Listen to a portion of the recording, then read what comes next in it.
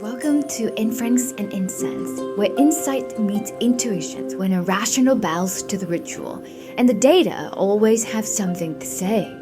We, two data scientists, exploring one big questions each week, taking turns surprising each other with a mystery guest and a live reading. Each week, our questions is equal parts over-analysis and random curiosity. This one starts something like this.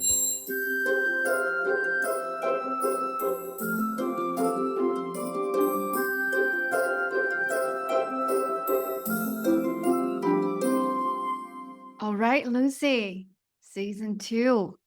Are you ready? Yeah, more ready than ever. Well, I think last season we started out as a bunch of fools on our fool's journey, scratching the surface of things from AI to how we're getting into this, side of the spirituality. And I want to take this next season, this one, to play to the devil's advocate a little bit. So, are you ready to take it to a darker side with me, Lucy? Welcome to the dark side and see for yourself. Well, you know the old saying, seeing is believing, isn't it? Oh yeah, like you have to see it, right? And then once you see it, it must be true. Well, actually, back to AI. I don't know if that is true anymore. I think we just hit the time in our history that seeing may not mean anything. I mean, last year, right? Was it the company Arab, the the company behind all of the famous building, the Sydney Opera House? One of their employees joined a video call.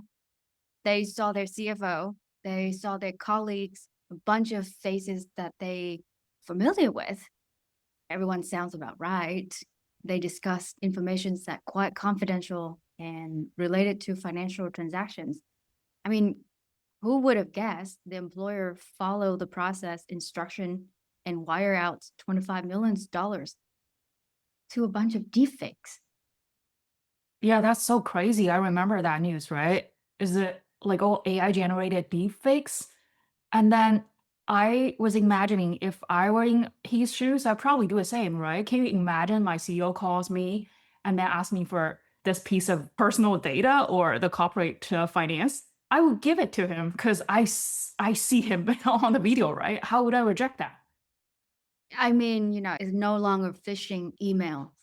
Those are the kind of fraud that we train for in corporate environment. But these are faces, voices, laughter. And it's crazier that all those technology are easier to access than ever. These kind of tools, all free, open source, public access. You can clone someone's voice in what, 20-second audio? Build their video facial responses via deepfake in under an hour with some open source software. Barrier entry to level of fraud is insane. Yeah, I guess that's the crazy and the most scary part to me. I was just checking my friend's like social media, and then he generated a 20 seconds of a video with Donald Trump and Elon Musk. It was so real. And then it requires no technology at all. Anyone can do it. And I think even looking at this year alone, within just the first quarter, I think the fraud number that reported via deepfake caused over $200 million in business losses. Wow, what a preview. So we're really going deep into the shadow side of AI. I mean, in the part that a lot of us don't talk enough about it. Of course, there's a lot of chats about this, but I don't think it's enough. Is these are the innovations, but innovation isn't a linear process, right? It's messy. It two-step forward, one step back, full of blind spot and curveballs. And I think, if I continue to compare AI, it's kind of like a mirror. It reflects everything that you project onto it. And human eyes, what we see a centimeter of focus, the rest of it your brain fills in. And maybe we're just in that kind of a transitional stage with AI. We fill in what we want it to be. Yeah, exactly. Especially at this early age. I think we amplify the benefits of it, 'cause the innovation or the efficiency it brings in without looking at it, or we intentionally ignoring the shadow side of it. And then Carl Jung said the shadow is everything we refuse to acknowledge about ourselves, the prejudices, the cruelty, and our own laziness. All the ugly stuff we just pretend isn't there. Yeah, and I don't think these things are new, right? Like I don't think AI create them. It's always there. Maybe it scaled them a lot faster than human interaction would. But all it does is I think AI just turn human individual bias into massive global scale. Totally, it's like a megaphone to every unconscious bias you have. And we call it innovation. But really, is it like more to me, it's like disruption. Every great innovation is disruptive to begin with, right? Yeah, for sure. But at least I think at this moment, we can still see it's happening, right? Instead of trusting it completely. This AI black box. So while we see it's still happening, and then I think we should try to examine the right side and the bad side of it. Yeah, because I think once anything that become part of your lives, like when the system becomes infrastructure, when the bridge become your daily commute, it become invisible. That your life just happen every day without you even thinking about it. You stop questioning them. It's not because it just become your norms, your normality. You stop looking altogether. Totally, because we're conditioned to take it, to accept it as part of our DNA now. Yeah, face value, right? So I think let me tell you a story that make me even more worried about these algorithm, especially the one that I've written and their unexpected implications that I don't even know of. That's awesome. We started out very cheerful on this episode. Well, I mean, take one of the biggest companies in the world, Amazon. One of their most advanced technology is around scaling AI nowadays. But back in 2014, they thought, hey, let's build an algorithm that save hiring recruiter time. And they built an AI to screen resume. They feed actual years, 10 years of their own hiring practice. And all they wanted to do innocently is to predict what great candidates look like. That sounds really reasonable, right? Because that's what we get paid for as data scientists, that we're just trying to be more efficient through predictive modeling and then let data speak. Okay. So, except what their model did learn is unexpected. It learned that the word women was basically a career kryptonite. Women's chess club, women's college, even just the word woman. When the AI saw that and it goes, "Hmm, Yeah, let me guess, right? We're familiar with this story from here then, because it learned from Amazon's entire history as they shabbily just hire men. It's because that's common in tech roles. So the algo look at the pattern and then concluded, oh, successful candidates just look like this. And then it's male. well, I don't think the model was broken." Right. And I think this is kind of going back of AI being a mirror. It was doing a great job, maybe too well. It perfectly absorbed Amazon's historical bias and it displayed back on a silver platter. It didn't invent gender discrimination in hiring. And not to say that Amazon was. It was factually skewed towards male representations of their hiring historical data, probably unconscious, right? And the AI just looked at those patterns and scaled it up. Right. It didn't actually create this sexism, but it's just reflecting what's already in there. But that's the most scary part, right? It's more of a once it's automated. It works like magnifier and accelerator, and then way more efficient than men. They're humans, and they're making it really invisible. like, imagine the consequence of it. I mean, yeah, thank God, but they didn't actually productionalize it because an engineer did pay attention during internal testing. So the system never hit productional stage. But I mean, you kind of have to wonder how many algorithms, including the ones that we wrote, how many other companies out there is doing something similar, just not aware of it, never noticed the unexpected consequence of it, and prevent it from getting into production. Or they might even looked and saw, all the metrics are good, let's just ship it. Because, like, to be honest, how many of us are prioritizing humanity or like human bias and then check the model performance? All we care about mostly just the performance metrics. Speaking of humanity, there's another one for you. So I think you probably heard of the risk assessment tool called Compass, and it was used in actual courtroom data. Oh no, it sounds bad already. Well, with all good intentions, it meant to predict whether the defendant will commit future crimes. I mean, truthfully, it sounds helpful. Math, all of it at the bottom, data driven criminal sentences. Oh wow. It's an area I hope like will be least or the last to apply AI because that's so against humanity. So, yeah, ProPublica ran the numbers back in 2016, and you're right. It turns out that Black defendants were labeled high risk, twice the rate of white defendants. Turned out untrue. Almost nearly half of them never reoffended. So, if you think about that, that's a twin cost. Yeah, I feel we're already so biased because everyone knows, right? If you're a colored person, you're more likely to be like caught for no reason in like traffic, whatever. Like you just accused for nothing you've done. And that this is already kind of like building in our human race. And then now the algo's telling us, hey, this is right thing to do. In some way, it just aggravates the racism to some extent. And then this is used by judges to decide bail amounts, sentencing, and then one judge might affect a few hundred people over their career, but this is algorithm we're talking about. It can't affect like millions.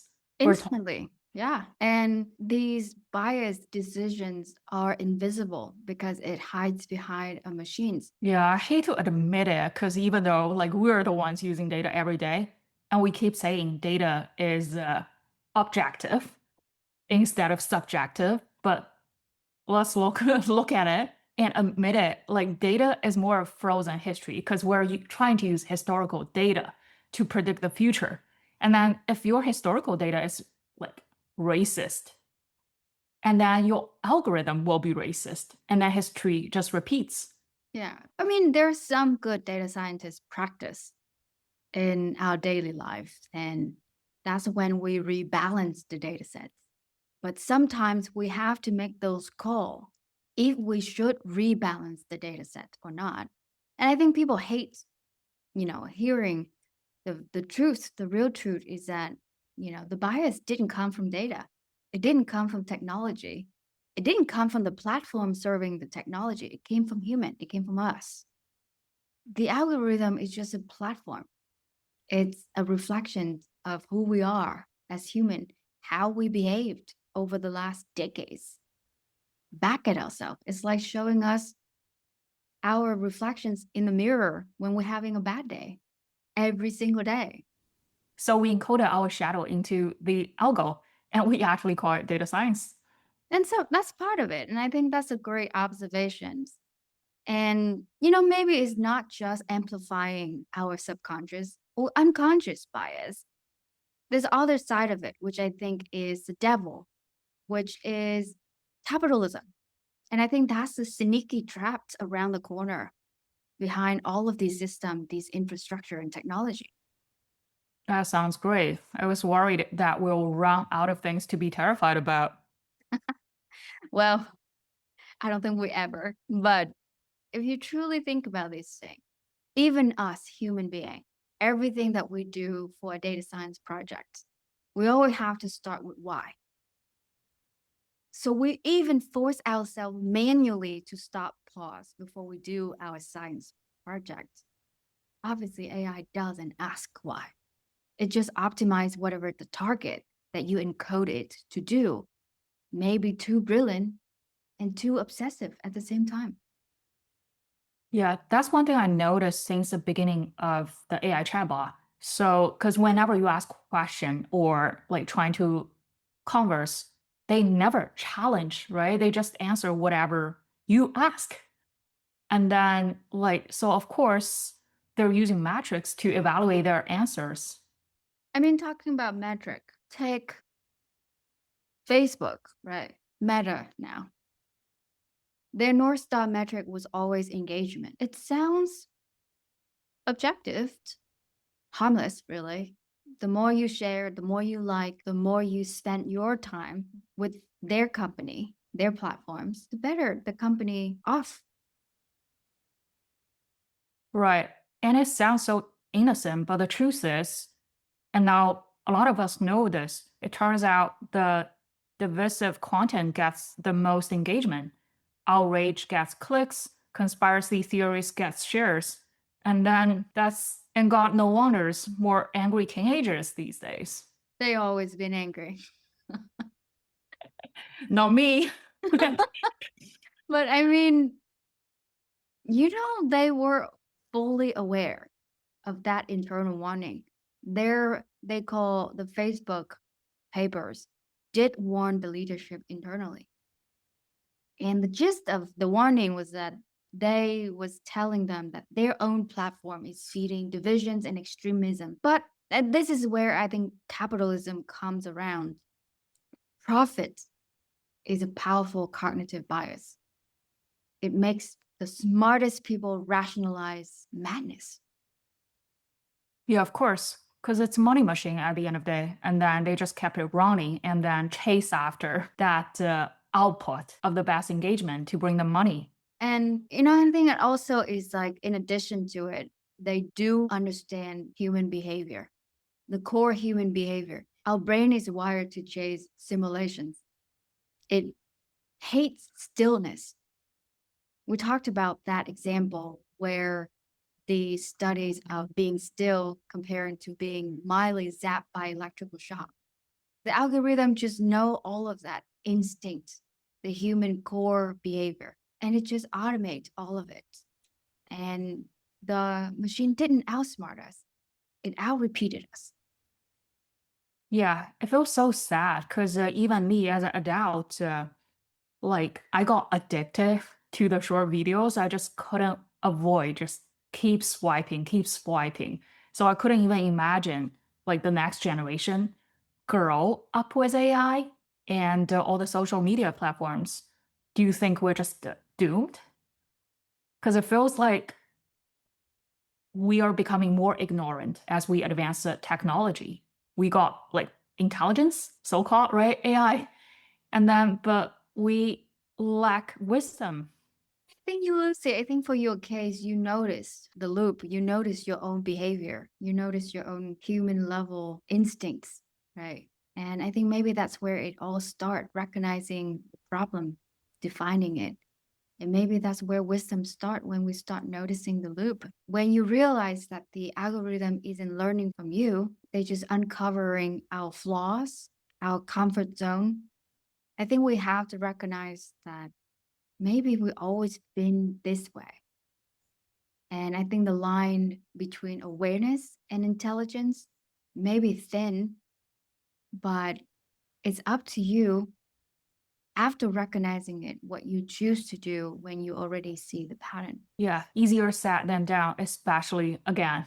What if next generation, they just grow up with AI? They're conditioned from the birth, not even from the birth, maybe in the belly, right? Because intelligence can tell you how to maximize the engagement.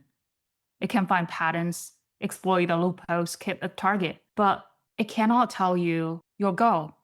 And then that requires wisdom. Yeah. And I think wisdom is something that it's not reading from one book to another or from one platform, one technology to another. Knowing the knowledge and internalizing the knowledge is different, right? So I don't think AI is the source of wisdom. It is a source of knowledge. Yeah, maybe. Depends on how we define it. But I guess by design and by name as well, right? AI is just like standing for artificial intelligence, not artificial consciousness, things like that. That's what we were talking about in last season too, right? Would the AI essentially reach the consciousness as human? I think that might be the next phase. But for now, I think it just by design, they have no wisdom. We build the systems that can optimize, but they cannot challenge or question anything. They can measure, but not value, and they don't really care. I think caring is probably the thing that it just get left behind, get ignored all the time. And it kind of reminds me of the theoretical problem, the good heart law, isn't it? Oh, what's that about? You know, when you measure something and when that measure become your target, it stopped being a good measure. Or say in a layman term, once you care so much about a metric, you stop improving things that actually matters. Ah, I think like we can resonate with that quite a bit in commercial setup, right? Because we always make, we were in subscription business, right? So like subscriber number is the North Star metric. But by prioritizing that, we actually ignore the fact we need to have a good product to begin with. We need to care about customer service. So like putting our eyes on the final number almost make us blind to the core of our business. So the metric stops reflecting the thing we actually need to care about. Yeah. And I mean, if you think about that subscriber number, right? If you want to drive up subscriber number, easy, spend more marketing money, which we did. And our cost per subscriber is shit. Sorry. Our cost per subscriber is so horrible. So if you want to chase down your top one single metric of subscriber number, yeah, you can solve that. So flip that. If you want to solve for cost per subscriber, easy. Don't spend money. Then your cost per subscriber is zero. So I think, I love that philosophical problem. The good heart's law is that once your one single measure becomes a target, it stopped being a great one. And I'll tell you a fascinating case with YouTube. So they gave the algorithm one job: keep people watching. And it did perfectly. It just happened to discover again the same thing that you just stated with Facebook internal paper, that outrage, fear are stickier than joy driven videos. That's not machine bias. That's behavioral. That's pure human basis. And again, I think just wants to echo what you said. The algorithm didn't break us. It studied us really well. Same dopamine, very different doctrine. Yeah. And it's all cheap dopamine because it just makes you dumb and dumber. And then every time you're watching a little bit longer. And I hate the fact they actually cancel the advertisement. I'm like, I'm fine not paying for the non-ads version because that it gives me pause to think about I'm a human, not another machine, just to keep driving the dopamine in my brain and keep watching. And then to be honest, you become like really exhausted after hours just watching. And a nation of dumb people. Lovely. Yeah, talking about metrics and also is the thinking about the classic Charlie problem. You know that thought experiment? I feel like I've heard it before. Yeah, What is it about? let's do it live and then let me know what you think. So basically, we have you running the trolley, right? And then you have a lever to pull, and then on the left side, you have one person to kill. On the right side, there are five people you can kill. I mean, you have the choice and you cannot stop. Basically, your choice is pull the lever, kill one person or five. So what would you choose? I have a great solutions for you. I'm gonna scream really loud Whoever escaped first get $1 million. Then I don't have to kill anyone. Not a choice. You have to kill. I mean, it's all theoretical. Why can't I come up with that? That's an amazing solution. You have to admit. I know you have to save yourself, right? I mean, that's exactly the ethical problems or dilemmas we hate to face, and then we struggle with that. And then, like, if a sentient being, you ask a lot of what if questions, right? So a lot of people would say if that one person is a child or a baby, they probably tend to save that person, or more often if that person have relationship with you, you probably choose to save that person instead of the other five. But if you think now the AI has a control, right, of the trolley, driving a trolley, you told it to minimize the causalities. So it's a super easy choice for AI. Like, I'll kill that one person. That's easy math. Yeah, simple math, dark. But I think, yeah, rules, all of these heuristic rules, there's no emotions encoded in the algorithm. It's just efficiency without empathy. Exactly. And the choice of what to optimize, minimize versus don't actively kill versus protect the most vulnerable. And those are all ethical questions AI wouldn't understand. And we're handing that to the algorithm that couldn't even ask the question. Yeah. I see these trolley thing, and I mean, I can resonate how it's already embedded in a lot of current active developments. Self-driving cars, medical AI, even content moderation, really. All of those get to decide what to get amplified and what to get silenced. Yeah, the shadow work, right? I mean, most of us are trying to avoid it in life. And we say, and then like giving that to AI actually solve a huge problem about human beings. And then we now can say the algorithm decided. And we never have to admit, I choose what to optimize. Everything's included in the data. We just choose whose voice to include. And then we choose prioritize profit over people. Also, I think it's kind of funny. We actually call loss function for optimization, right? And then just take it literally. I feel, do we actually lose a humanity in the algo? Oh, for sure. We must. And that is a deliberate, willful ignorance. And another problem with prioritizing metric too. What you don't measure get eliminated. You can only optimize for a few top things.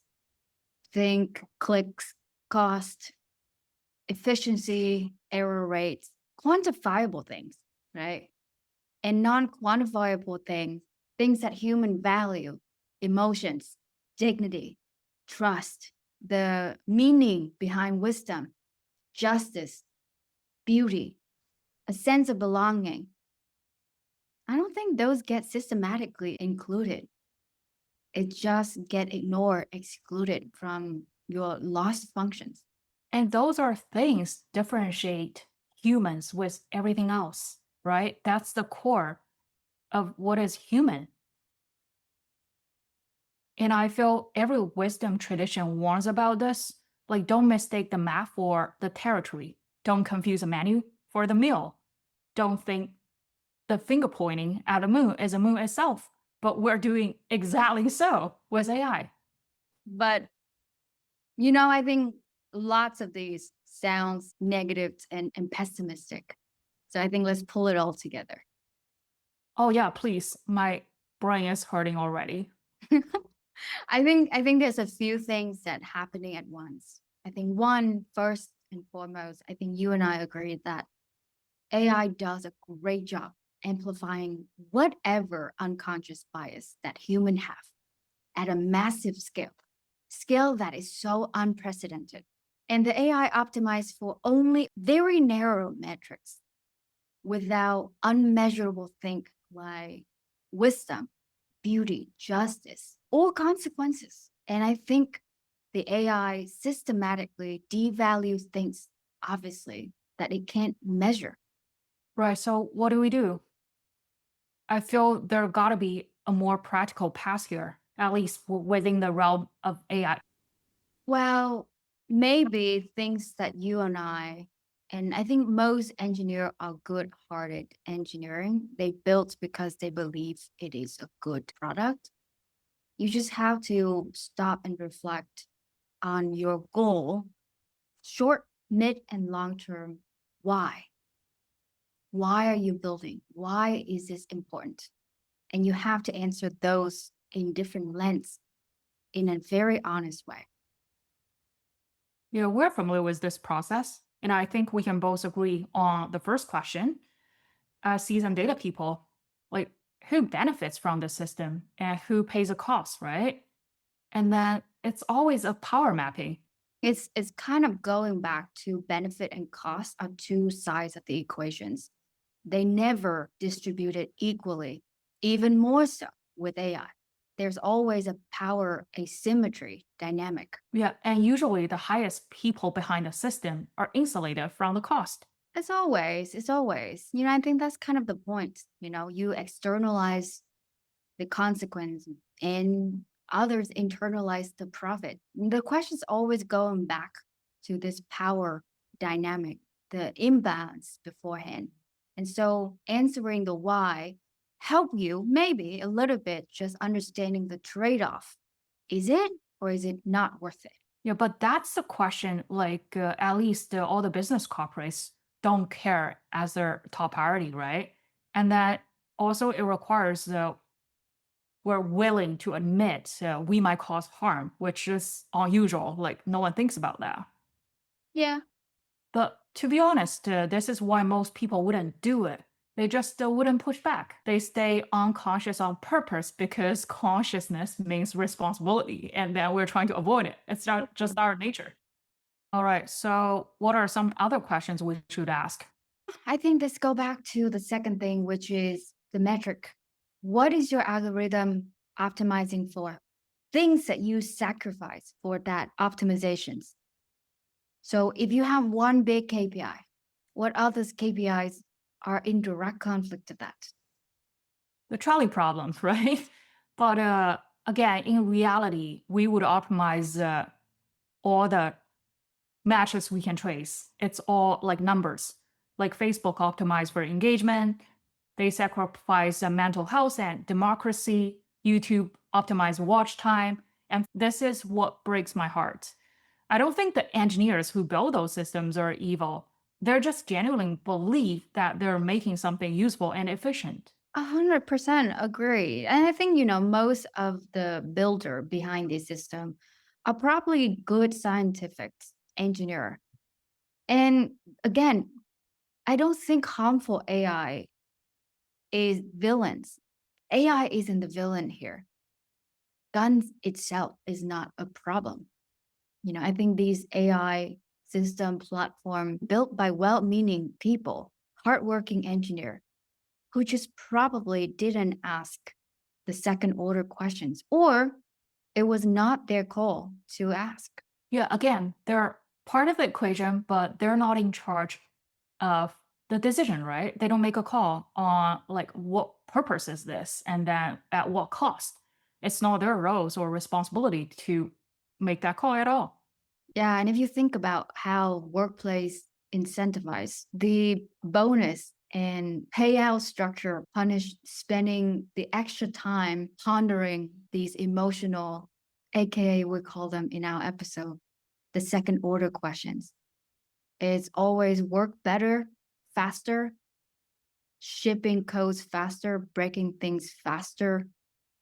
Except with AI, later might be too late because you see how fast AI is accelerating all the results. And then when you have a consequence, that might be something we couldn't absorb anymore. All right, what else? So we talked about what is behind the overarching AI and the kind of reflective pause we must do. And I think the last is accountability. And we always believe in the principle one builds, one owns. So I think it's driving down to the core questions.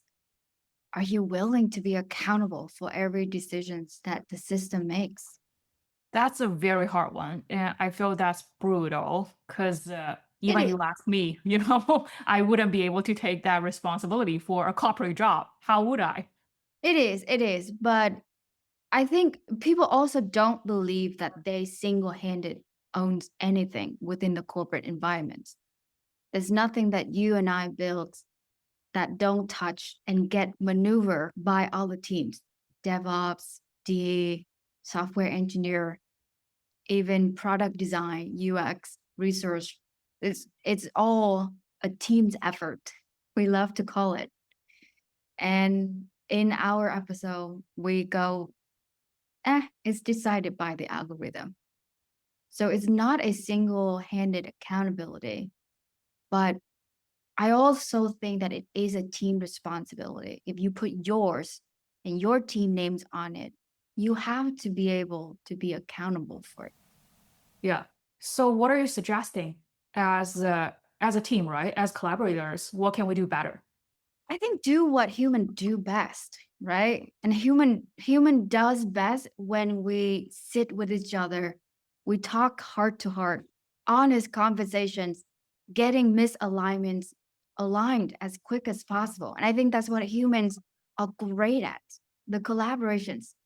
It's okay for engineer to make and catch their mistakes and govern the AI system that they build. Ask the questions, challenge all the assumptions, vetting the potential consequence.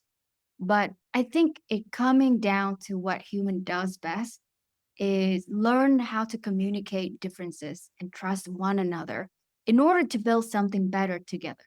It's funny you say that because I feel at least the goal is different because the reason we're adopting AI so fast to is to eliminate that human interactions, right? So that we can become more efficient. Because the reason that we do like all of these is just optimize the workflow to like make the whole process way more effective. No human discussions. Maybe let me rephrase. I don't disagree. Of course, I am in 100% agreement. But maybe what AI should be aiming is to eliminate redundance, inefficiency, not at the cost of human collaborations, not at the cost of important unmeasurable metrics. How about that? Yeah, I guess what we are saying is that instead of like 100% trusting AI, more of using AI as a collaborator, never eliminate that human interaction or the pairing with AI. Yeah, like a pair programmer. Like this is a common practice in engineering, pair programming. Yeah, totally. Because even more, right? With AI now, before we deploy any AI system, you pair with someone, not another engineer with the same blind spots, but really someone who see the world very differently. It can be a UX designer or even environmentalist. Like anything, anyone can see the cost of it or the consequence of it. Or maybe someone from customer support who deals with user pain, right? Really sees it. And then someone from community that can be harmed, really to bring the dark side of it. But I think, we want to make sure that we continue to optimize and pay attention to the wisdom in addition to the knowledge. Until we create something that we can control, maybe we should spend the next episode talking about it potentially if we would ever approaching the point of no return. So I guess we'll talk more about this next episode. Namaste.